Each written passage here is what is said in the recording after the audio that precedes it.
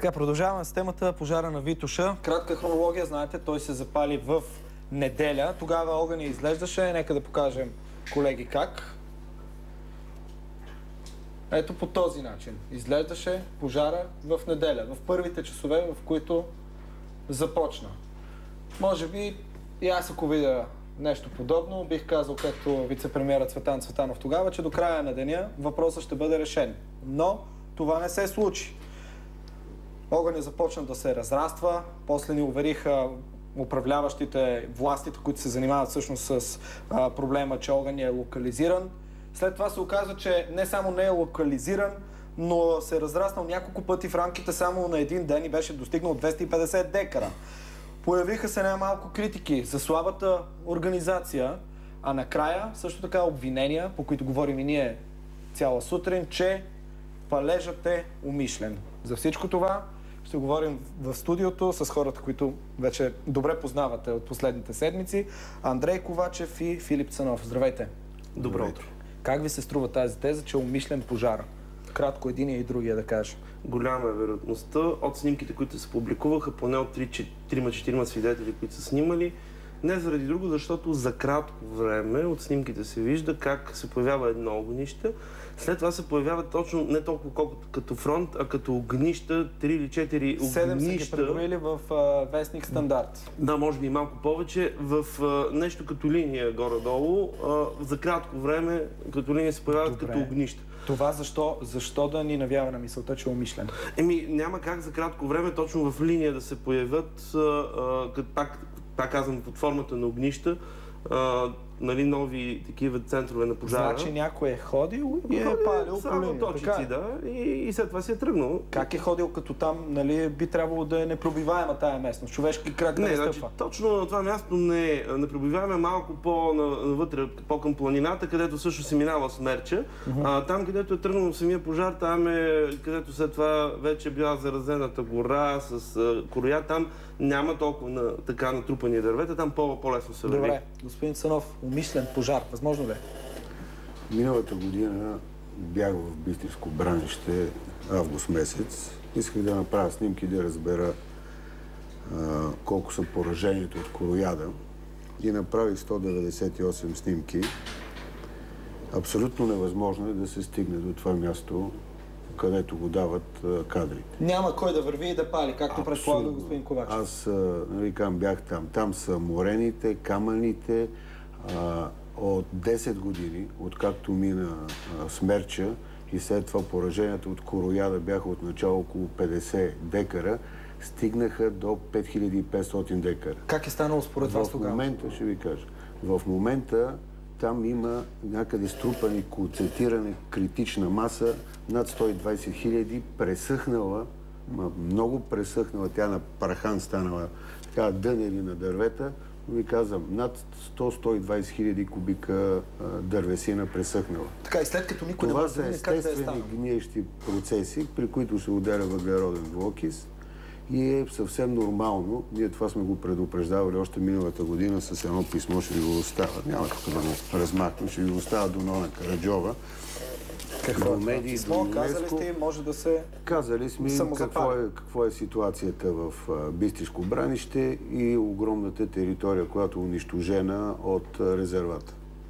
Тезата, че това може да са запалени инвеститорите, е абсолютно несъстоятелна и глупа, бих казал, защото той е биосферен резерват. Там е абсолютно забранена всякаква човешка намеса и това е вече от десетки години. Как е станало? Само кажете накратко и след това по тезата дали са го запазили инвеститори. Създава се критична маса, около 120 хиляди кубическа метра, пресъхнала дървесина. Аз се видях, тя се рони. Слънцето пече. Въглероден двуокис, слънцето пече. Става някаква реакция и се самозапалва. Това няма да се самозапали. Да, има на 7 места. Странното, което се вижда тук, тъй като аз знам колко е труден достъпът там и всички, които са се качвали, как така тези снимки извън се появиха. И тази снимка съвсем ясно се вижда, тези поредите от снимки, че е съвсем наблизо. Значи, някой е седял там и е снимал точно това място. Значи, вероятно, той, който е палил, е снимал. Много ми е странно това. Значи, ето виждате явно не познава значи, той е много близо местността. Това всичко виждате ли го? Това всичко е поразено. Първо по това, което каза господин Цанов, че се е самозапалило заради това, че е суха дървесината там, газовете, които се формират по тази причина. Възможно.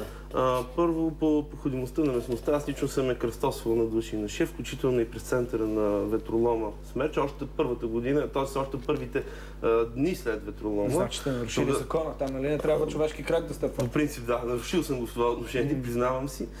Било съм, просто не можах да задържа, да не отида да видя какви са поражението от Смерча. Тогава, когато беше най-трудно за преминаване, веднага след Смерч, тогава, когато бяха прясно натрупани дърветата, аз пак съм го преминавал, така че се преминава. Просто това са неверни неща. Може да се мине, особено пък там, където не е минало Смерч, че се минава относително лесно. За самозапалването не е вярно. Значи, в момента тази дървесина вече е доста стара и всички тия процеси на гниене са вече доста отдавна отминали. Даже като става дума за горенето, даже по време сега на процеса на горене тази дървесина не създава много висока температура. Тя даже в момента не е много пожароопасна. Значи, голямата пожароопасност на тази дървесина беше първите 7-8 години след ветролома, когато тя още беше прясна. Тя в момента, примерно по време на пожара, тия падналите трупите даже не изгарят. Те горят от външната си страна, отвътре остават неизгорели. И както са написали разни зрители във Фейсбук, заради тая вътрешна страна. Не, вътрешна страна, отивате и ги виждат, те са изгорели. Значи те в момента изгарят, примерно там където е Смерча, те горят отвънка и след което отвътре остават цели, защото тази мъртва дървесина, тя още даже вътре има влага и тя не изгаря. Дайте тогава да поговорим за това, това е северен склон, след като вие твърдите... Там няма силно слънце на северния склон, така че това няма как да се случи. След като пожар е предизвикан от хора. Защо? Кой има интерес? Значи категорично не са инвеститори, това са... кой? Това си е спекулация, откровена спекулация. Да се твърди. Аз не мога да кажа мотивите на това. Значи, може да бъде откровено отчезен. Аз не мога да правя в момента свободни спекулации на тема кой го е запалил и защо. Да не мога да кажа, че те в момента почнаха да разнасят... Защото излезе така, че... Почнаха да правят черна пиар кампания в медиите на Ирен Кръстева и на нейния син Пеевски и госпожата от Природа за хората, как ние сме виновни за този пожар, защото сме оставили дървесината, оставя там. Екомафията на Андрей Ковачев и Тома Бядев. Така че господата може би се запалили. Ще оставим да си говори, господин Ковачев, аз ще послушам. Но това пак ще са свободни спекулации. Дайте само да обясним на хората за какво става въпрос. Не може да кажем кой го е запалил, но по принцип умишлен палеж. Не всички четат. И във всеки случай е човешки. Тук поне би трябвало да се доволен, че инвеститорите си според господин Ковачев едва ли имат нещо. Защото той едва ли не обяви, че мъртвата дървесина основната, която го не е мъртвата дървесина, която основно гореше. Това, което гореше, беше Младата гора. Господин Ковачев, задръжте за момент. Тя вдигаше пламък. Значи, историята каква е? Преди 10 години в тази местност искам да разкажа историята. Накратко, ако позволите. Той даже не е слухал тази история, ще разказва. Докато водя предаването, ако позволите аз да я разкажа. Вие разкажете. Има там Бистришко бранище местност. Има болест, която тръгва по дърветата. Малко по малко ги поваля и съхват. Който бута дървета. Задръжте за момент. Тогава има една среща в парламента. Министър е Евдокия Манева, нали така? Не е в парламент. Има преди това една друга среща. Точно това искам да разкажа. Среща в парламента не е имало, така ли? Имало е среща, но тя е следваща. Аз ще ви кажа първата среща. Според това, което видяхме в медиите, за които спомена господин Ковачев, екомафията, тогава Андрей Ковачев и кой още беше? И Тома Белев са казали, тази местност не трябва да бъде пипана. Това е версията на господин Цанов. Не са спазили препоръките да бъде отстранена. Заповядайте. Да си поседя тук малко и да си тръгна. Ама той не е бил свидетел на събитията. Така. Той разказва нещо, на което не е бил свидетел. Ето го протокола. 6.7.2001 година. Назначен е от министър Манева тогава. Така. Станала ветровала. И дебатите са следните. Участва професор Цанков, директор на Института по гората. Ще ви кажа какво трябваше да се направи. Ето какво трябва. На база видяното и от опит добро решение и изваждането на дървесината. Професор Цанков. Старши научен сътрудник Мирчев. Така, най-добрият вариант е да се извади дървесината. Продължавам натам. Да се извади дървесината. Тоест да се премахне оттам. Да се извади дървесината оттам. Инженер Коларов, подкрепен професор Цанков. От моите наблюдения знам, че където има корояди се появяват короядни пета и след това се стига до гола сеч. Така? Съгласен съм, трябва да се извърши намеса в засегнатата част, тъй като в последствие може да се ложи намеса и в незасегнатите части. Значи трябва да го запазим това смъчовата система, като се намеси. Всичките тези, да се запази като се намеси. 6, които са специалистите тогава, казват, че трябва, след като е поражено това, да се извади дървесната маса, отново да се засади, да се залеси.